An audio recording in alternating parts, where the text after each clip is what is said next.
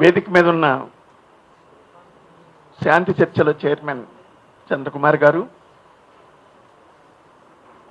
రాష్ట్ర కాంగ్రెస్ అధ్యక్షులు మహేష్ కుమార్ గౌడ్ గారు, వామపక్ష సంపత్ కుమార్ గారు, కోదండరామ్ గారు, వామపక్ష పార్టీల నాయకులు, స్నేహితులారు,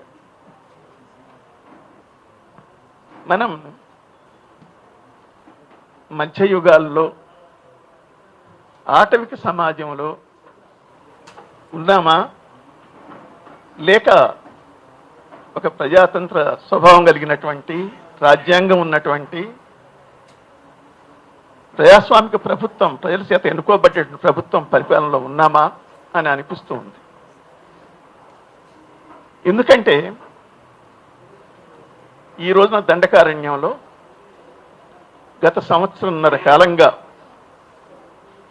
కగార్ పేరిట మావోయిస్టు పార్టీ మీద ప్రకటించిన యుద్ధాన్ని, ఆదివాసుల్ని విచక్షణారహితంగా ప్రతి ఎన్కౌంటర్లో కూడా దాదాపు సగం మంది పైగా బలిగొంటున్నటువంటి స్థితి నరమేధం మనం ఎక్కడో గాజాలో కాదు, లేకపోతే మరో చోట కాదు, మన దేశంలో కూడా జరుగుతుంది అనేటువంటిది మన కళ్ళ ముందే మనందరం చూస్తుండగానే రోజు కాదు, వారం కాదు, నెలలు కాదు, సంవత్సరం బడిగా కొనసాగుతూ ఉంది. దీన్ని ఆపలేమా, దీనికి అంతం లేదా అనేటువంటిది ప్రతి ఆలోచించే మనిషికి కూడా సహజంగా ఇటువంటి ఆలోచన రావటం. మనం వాళ్ళ కేంద్రంలో అధికారంలో ఉన్నటువంటి ఫాసిస్టు ఆర్ఎస్ఎస్ బీజేపీ మోడీ ప్రభుత్వం మావోయిస్టులు టెర్రరిస్టులు అని ప్రచారం సాగిస్తూ ఉంది. దానికి మీడియా వంత పాడుతూ ఉంది. వాళ్ళ పహల్గాంలో జరిగినటువంటి దారుణానికి ఒడిగట్టినటువంటి టెర్రరిస్టులు తోటి పోల్చి మావోయిస్టులను కూడా సమానం చేసి ప్రచారం చేస్తుంది. జాతీయ అంతర్జాతీయ వేదికల ద్వారా, మీడియా ద్వారా ప్రచారం కొనసాగుతుంది. మావోయిస్టులు ఏమైనా ప్రతి రాజకీయ పార్టీ తప్పులు చేస్తాయి, అలాంటి తప్పులు జరిగి ఉండొచ్చు, కానీ టెర్రరిస్టులు కాదు. వారు ఎందుకు పోరాటం చేస్తున్నారు అంటే, ఈ దేశాన్ని బాగా అభివృద్ధి చేసి ప్రపంచంలోనే 3వ పెద్ద ఆర్థిక వ్యవస్థగా అభివృద్ధి చేస్తాం, ఒక గొప్ప ప్రజాస్వామిక దేశంగా మేము అభివృద్ధి చేస్తున్నాం, అటువంటి అభివృద్ధిని అడ్డుకుంటున్నారు వీళ్ళు, ముఖ్యంగా దండకారణ్య ప్రాంతంలో అని మోడీ ప్రభుత్వం ప్రచారం చేస్తుంది. కానీ మోడీ ప్రభుత్వం, ఆర్ఎస్ఎస్ బీజేపీ సర్కార్ పరిపాలనలో గత 11 సంవత్సరాల కాలంలో దేశం నిజంగా అటువంటి అభివృద్ధి పదంలో జరుగుతుందా, ముందుకు పోతుందా, లేకపోతే మధ్యయుగాల నాటి తిరోగమనం వైపు మనం ప్రయాణం చేస్తున్నామా అనేది ఆలోచించాలి. మనిషి బతకటమే కాదు, ఆత్మగౌరవంతో బతకాలని కోరుకుంటాడు.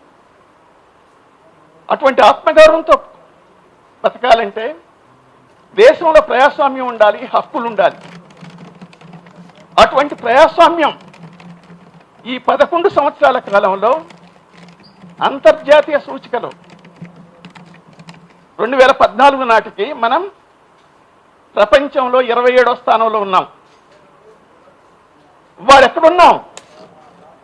104వ స్థానంలో ఉన్నాం. మనం ప్రజాస్వామ్యంలో దిగజారుతున్న మన దేశంలో.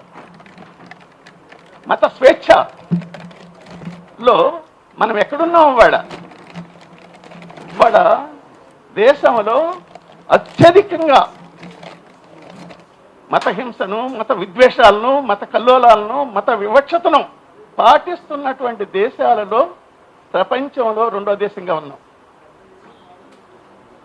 అంటే మనం 70వ స్థానంలో ఆ రోజున ఉంటే వాళ్ళు 76వ స్థానానికి వచ్చేసి స్థానం దిగజారిపోయింది. దేశవ్యాప్తంగా ఇటువంటి వివక్షత కొనసాగుతుంది.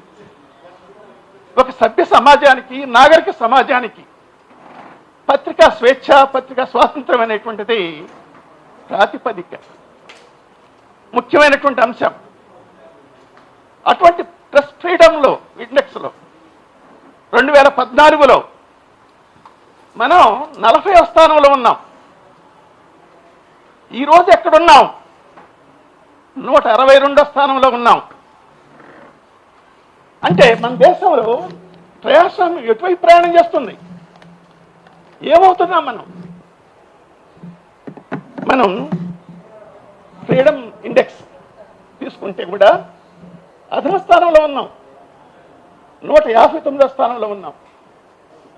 ఈ దేశంలో ప్రజాస్వామ్యం అనేటువంటిది రోజు రోజుకు హరించిపోతూ ఉంది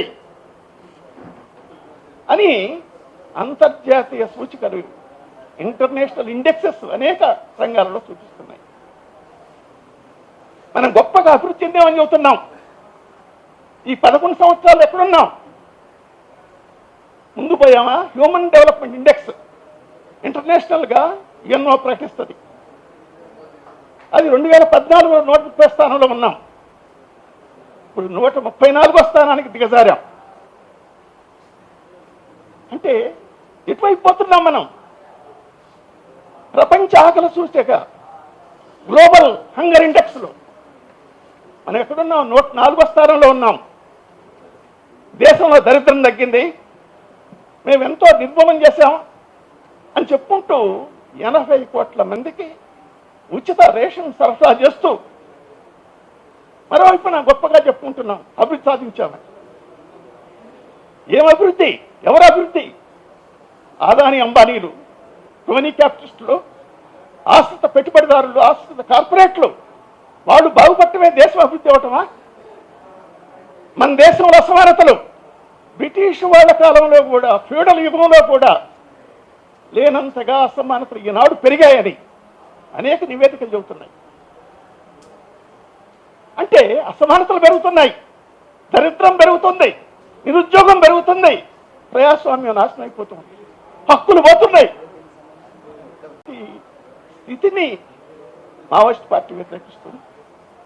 దేశంలో నిజమైన ప్రజాస్వామ్యం కావాలి, దేశంలో నిజమైనటువంటి ప్రజలాభివృద్ధి కావాలని అటువంటి సామాజిక మార్పు కోసం పనిచేస్తుంది. వాళ్ళంతా మాత్రం టెర్రరిస్టులు కాదు.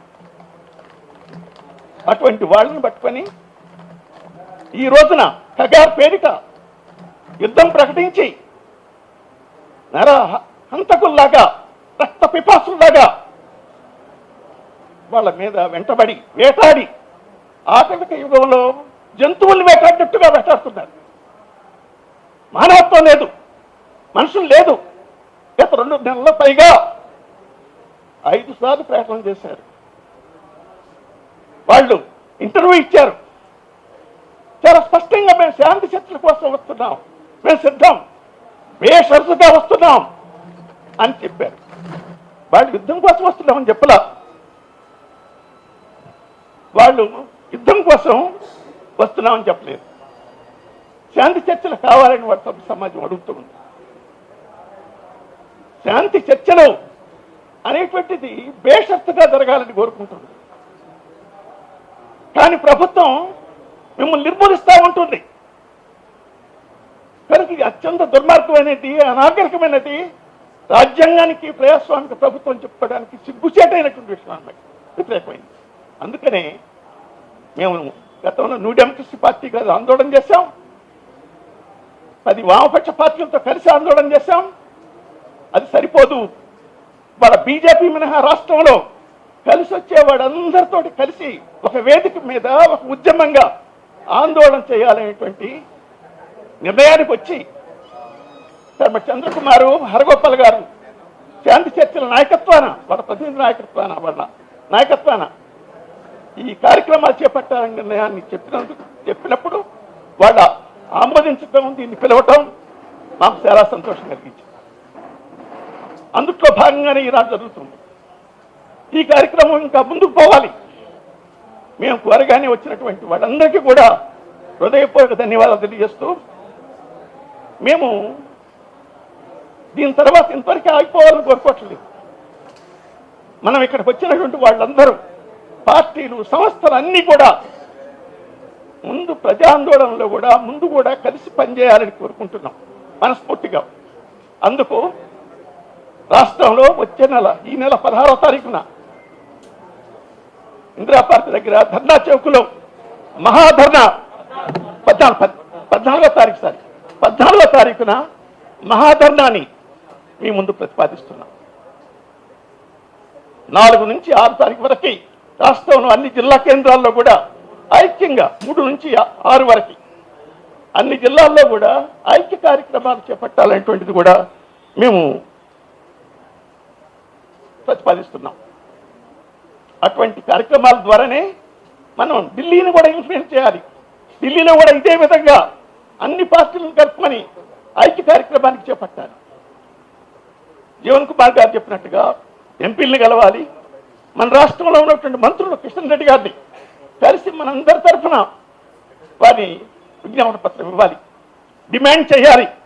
ఆ విధంగా శాంతి చర్చలు కొనసాగేంత వరకు, ప్రారంభమయ్యేంత వరకు కూడా ఈ ఉద్యమం కొనసాగాలి అని మనసారా ఆకాంక్షిస్తూ అటువంటి దాంట్లో మీరందరూ భాగస్వాములు కావాలని మీ అందరికీ మరీ విజ్ఞప్తి చేస్తూ ముగిస్తున్నాను.